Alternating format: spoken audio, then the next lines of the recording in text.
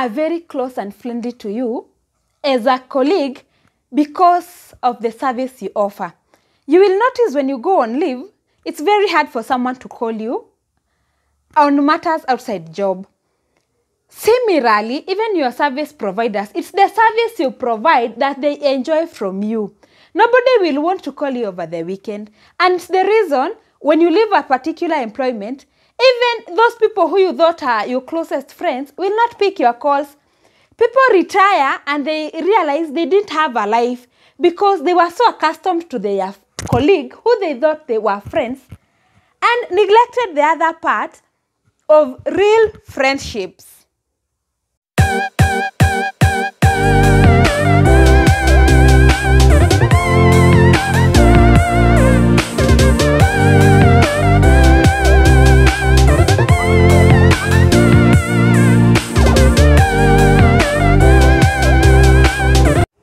Hi career men and women on this page, welcome back to this amazing channel.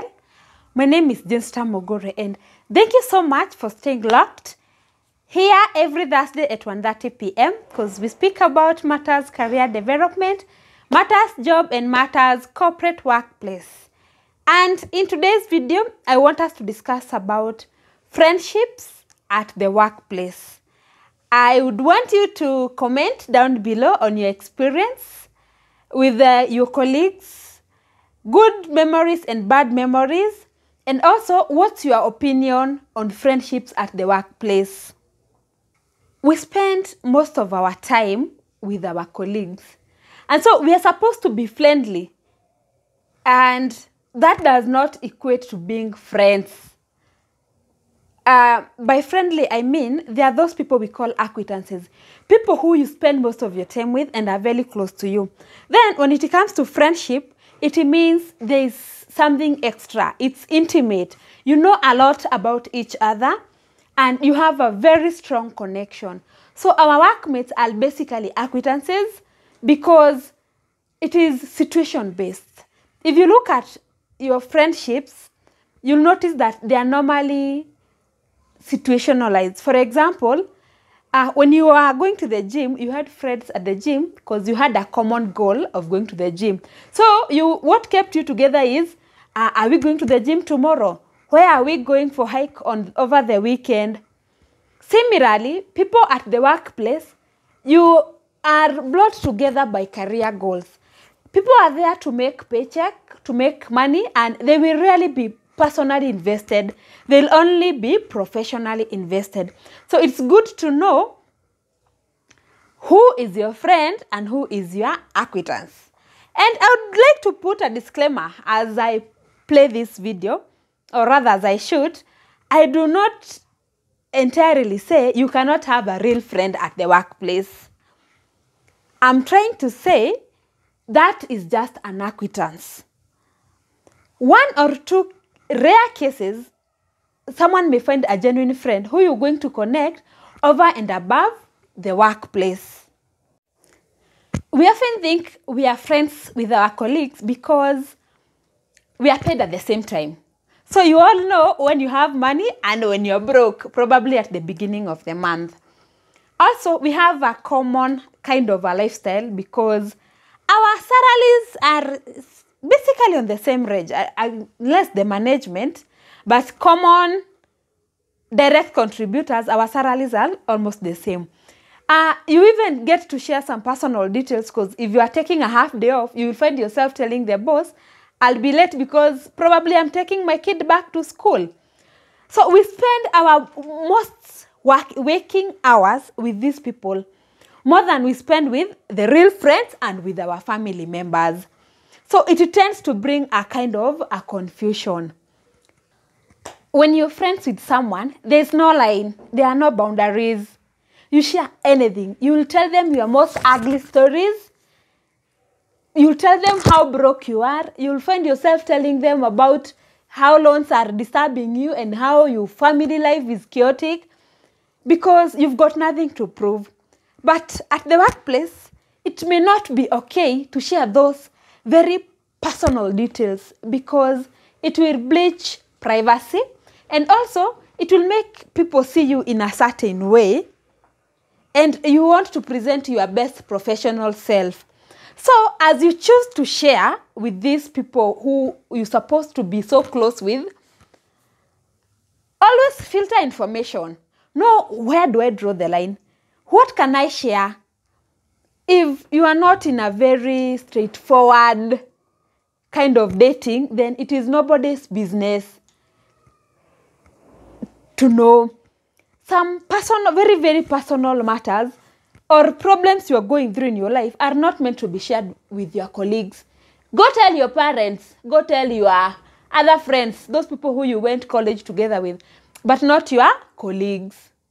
The goal of every person in the workplace is to climb the corporate ladder. Everyone is looking at their interests and growing their career. And some people can be very malicious. They will do anything. They'll even step on other people just to ensure they shine and they remain at the top alone. So you need to be very careful, even when you speak to people about the bosses. You don't badmouth your boss. You don't badmouth your colleague, because you may think, I'm sharing this information with this person I consider my friend. Then he goes to report in his own way so that it can give him a favor and it works against you. Especially when you look like you are a threat to that person in the office. This is not your brother. It is not your sister. Everybody wants to be the best. It's like a competition. Unless those people who have already made it at the top and they are maybe looking to retire, people at the down level, we are looking towards being promoted, towards being the bosses. So anything small can be very detrimental. If you follow me, you know that I keep saying I have learned most of the basic life things the hard way and using the wrong, long route. So, I can give an example. I had this very close friend of mine. We were employed at the same time, and we were just fresh from campus. So when you were employed, you were on probation, you had to get confirmed, and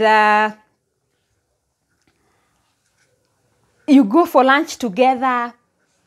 You're very young, you just hang around every time, you even go home together. Over the weekend, you're just together. So I remember telling her, once we are confirmed, we are going to join the circle. I had not known it is your personal business to decide whether you will join a circle once you're employed or not. So after we got confirmed, I stayed for like 2 months and I told her, Mary, or let me not use Mary, let me use... I have a friend called Mary and she's not the one I'm referring to. So let me use Wamboy. So Wamboy, see, now that we have been confirmed, so we joined the circle. And to my surprise, she told me, you mean you've never joined? I joined it the month we were confirmed. And I was like, oh, why didn't you tell me? And we had a deal. There was no response, but to me, it happened. It came out like, well, it was your personal business. It's not a shared goal. We are here, everybody for himself and God for all of us. The only thing we have in common is the salary and the employer. That is one instance. The second instance, I had this other close friend, let's say Ruth. So this is now in a different organization and we were supposed to pursue our professional papers, and I had just gone on maternity and I was supposed to come back. Then when I come back, we had agreed we will do the professional papers.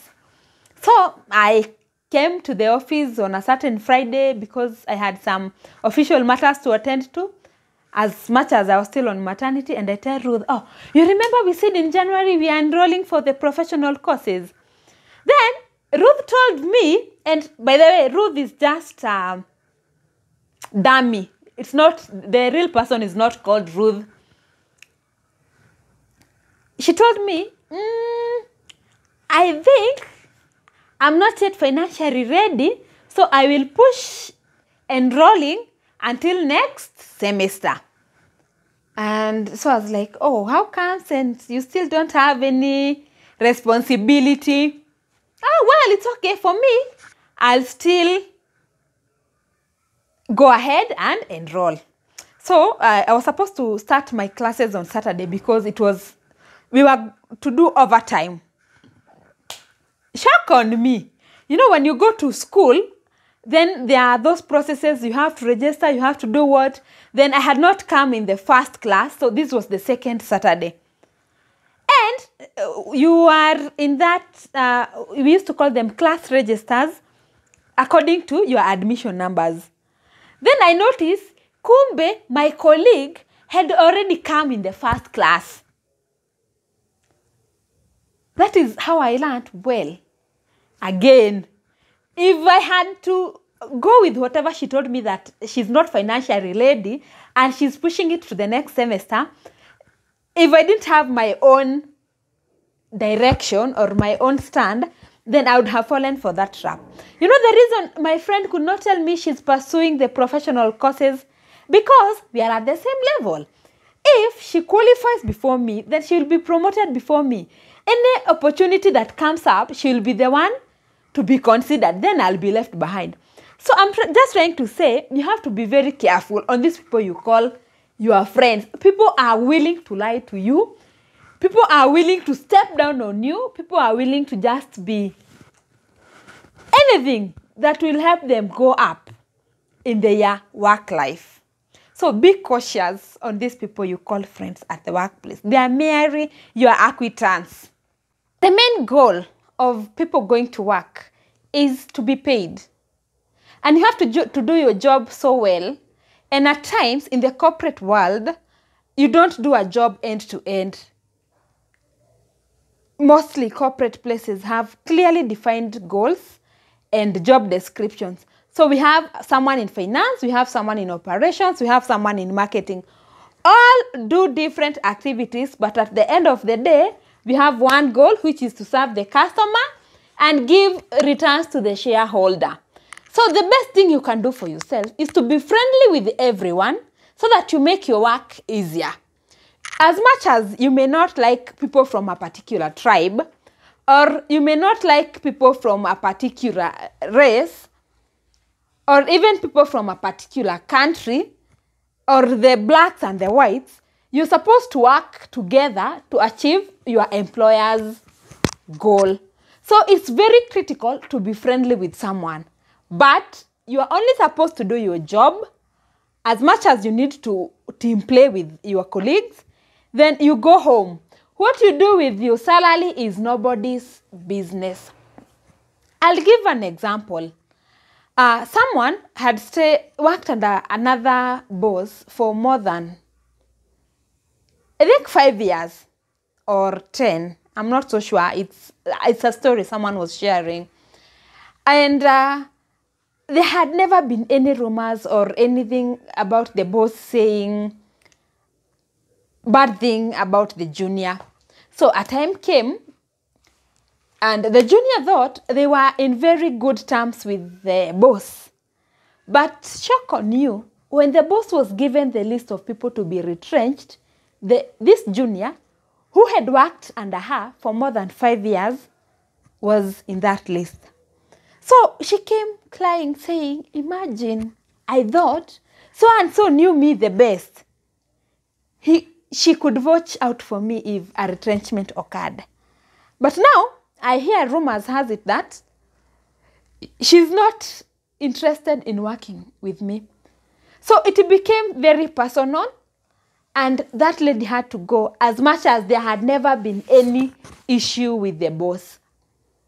So it's not personal, it's professional. I may not like you, but because we have to deliver, and this is not my company, I have to tolerate you. But should an opportunity arise where I can let you go and maybe bring a person of my choice, then I'll definitely do that. In the workplace, nobody really cares about your problems. I once witnessed a colleague get fired. And you know, there are those colleagues, even where she comes from, they are very poor. He's the hope of the family. You know, like someone who cannot even afford a smartphone and you being paid, someone who even when you're going for lunch, they will choose to sacrifice because they have to save that coin so that they can pay school fees for their younger siblings. Then that guy was ruthlessly dismissed on the basis that they are not performing. And everybody knew they were performing, and the reason that triggered his exit was he couldn't be reachable on phone at a time when he was needed in the office. It was very emotional. We felt so bad, but unfortunately, there's nothing we could do about it. You could not even call him because what help will you give? You know, those people who come from poor families are people who don't want to joke with the work. They will do exemplarily well because they know the only thing that can speak for them is the performance.